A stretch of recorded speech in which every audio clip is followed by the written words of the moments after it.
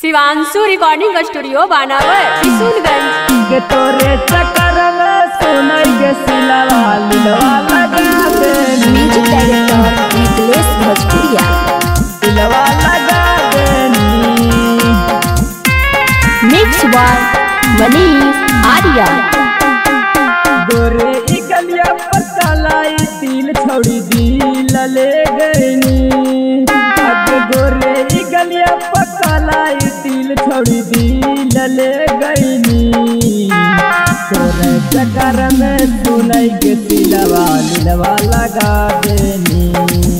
अब तोरे चक्कर में सुनई के सिलवा लिलवा लगा देनी गोरे ई गलिया पर चलाई तिल छोड़ी दिल ले गनी गोरे ई गलिया पर चलाई तिल छोड़ी दिल ले गनी तोरे चक्कर में सुनई के सिलवा लिलवा लगा देनी अब तोरे चक्कर में सुनई के सिलवा लिलवा लगा देनी तोरे चक्कर में सुनई के सिलवा लिलवा लगा देनी सिलवा लगा देनी तोरे चक्कर में सुनई के सिलवा लिलवा लगा देनी सिलवा लगा देनी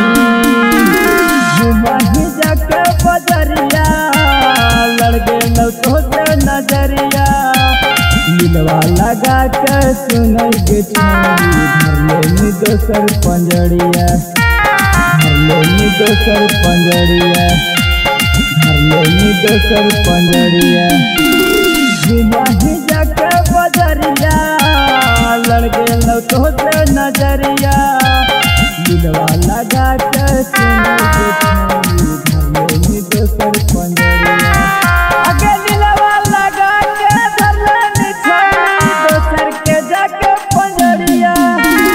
फिर जाती बोलनी तू के छोड़ी का ठोक दे बौकिलवा गे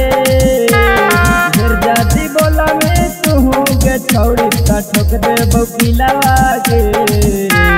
तोरे चक्कर में सुनई के सिलवा लिलवा लगा देनी तोरे चक्कर में सुनई के सिलवा लिलवा लगा देनी तोरे चक्कर में सुनई के सिलवा लिलवा लगा देनी सिलवा लगा देनी तोरे चक्कर में सुनई के सिलवा लिलवा लगा देनी सिलवा लगा देनी कहाँ बितैनी सुरतिया सच बताओ छोड़ी बतिया चिकन चिकन गलिया पकाटी ले ले दीपक का छौड़ा दतिया दीपक का छौड़ा दतिया दीपक का छौड़ा दतिया कहाँ बितैनी सुरतिया सच बताओ छोड़ी बतिया चिकन चिकन गलिया पकाटी ले ले दीपक का छौड़ा दतिया अगर चिकन चिकन गलिया पकाटी ले ले दीपक का छौड़ा दतिया बाली बिहारी घुमैल कहू छोड़ी जहानाबाद जिलावा गे बाली बिहारी घुमैल कहू छोड़ी जहानाबाद जिलावा गे तोरे चक्कर में सुनई के सिलवा लिलवा लगा देनी तोरे चक्कर में सुनई के सिलवा लिलवा लगा देनी शिवांशु रिकॉर्डिंग स्टूडियो बानावर किशुनगंज।